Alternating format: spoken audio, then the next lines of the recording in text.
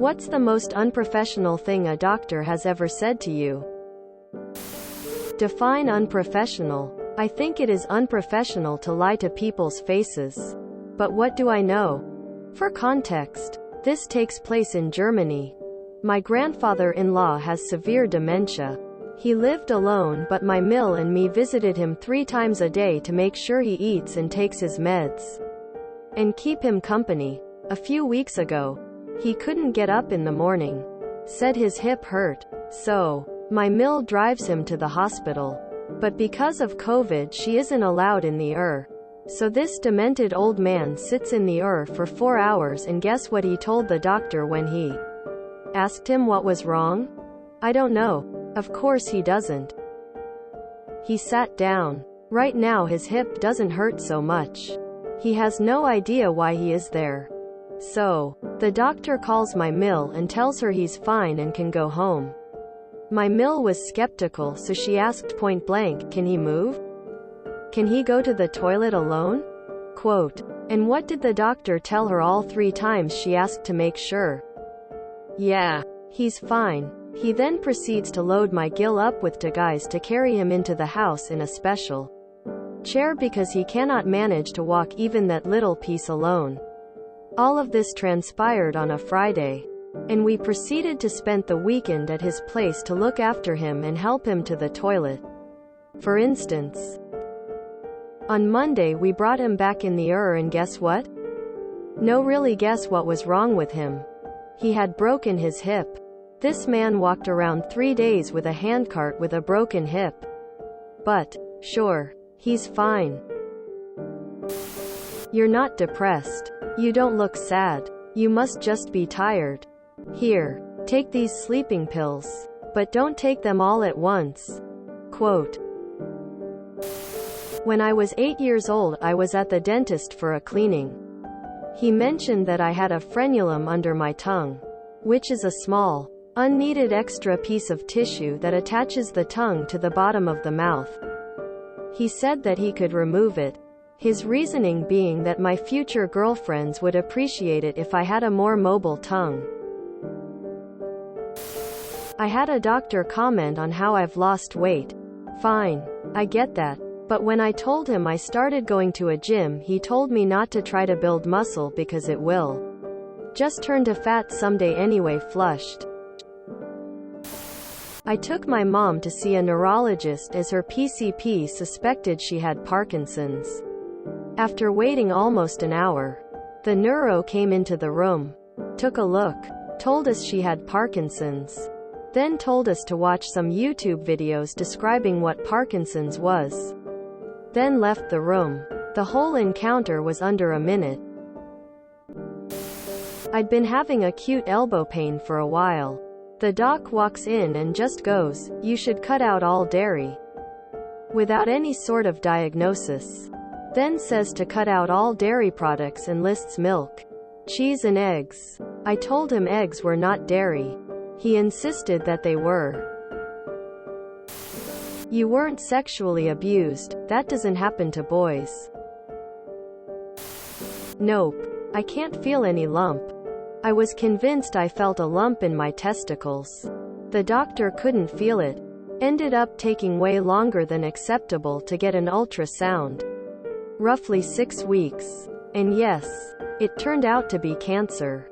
I'm all good now, but that was BS. It wasn't what was said.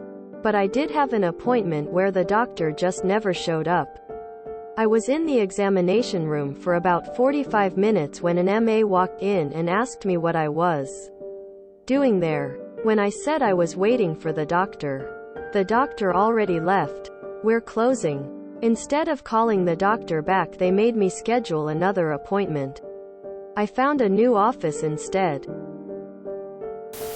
Doctor told me if I wanted to pursue treatment and get a spot on the ward, I'd need to shave all my hair off. Worth noting that the treatment had nothing to do with my head. Lol. She had no bedside manner at all.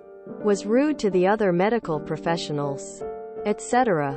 I told the nurse I was having doubts about agreeing to stay on the ward, but she convinced me to give it a try. First thing the doctor greets me with that first day was, "Hi, remember me? I'm that doctor you hate." What the hell kind of way is that to talk to someone sick and mentally distressed? Grown-ups can't be autistic. When I was 21, I dislocated my shoulder and it continued to hurt for weeks. Went to a specialist. He suggested the pain was all in my head. After an MRI, he realized I had a slap tear in my shoulder.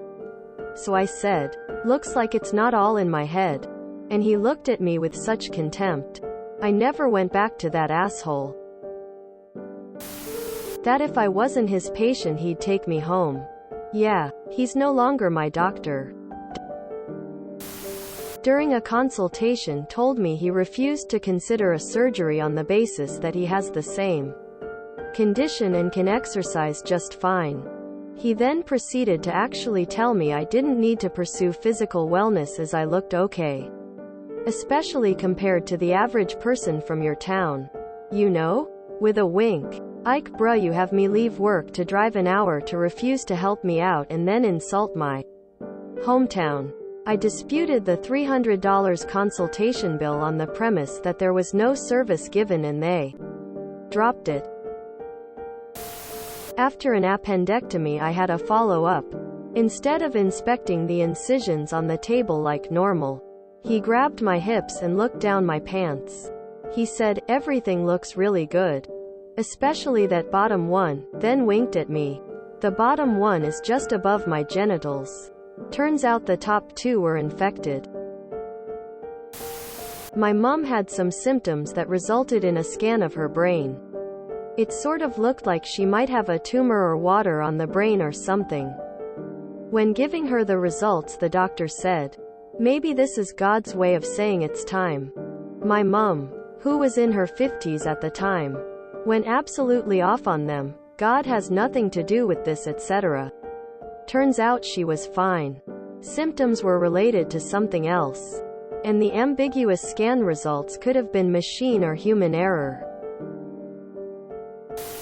A little back pain is normal. You should learn to live with it.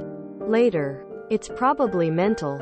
And when I tried to kill myself, "You're psychotic." 4 decades and numerous past mental examinations later, I was finally diagnosed. I had a slipped disc. I was looking for a surgeon for my gallstone operation and he asked what meds I was on. I mentioned my antidepressants and he started saying I didn't need to take them, I just needed to pray. I was pissed and replied, "I guess I'll just pray my gallstones away too then." Needless to say, I went with a different surgeon. "I honestly don't know what to do with you," my psychologist at a mental health clinic on an Air Force base, who proceeded to never schedule a follow-up appointment again. I was 19 and diagnosed with clinical depression. Dude had a PhD in what to do with me. If he couldn't handle me breaking under the stress of college, then I really wonder what the hell he tells veterans. A doctor once examined me for a genital area irritation. He sent away samples for tests. While waiting a few days for the results to come back, he told me I had herpes. I had been with my wife 10 years at that point. Imagine the next few days where we go off on each other for giving the other one herpes. Imagine the strain that puts on a marriage with all the implications, accusations of being unfaithful, deceitful, etc. The anger, the hurt, the emotional damage, the betrayal. I had a bladder infection. If you enjoyed this video, please check out our playlists full of similar content. Epicuricast is like doom scrolling for your ears. Please like, share, and subscribe.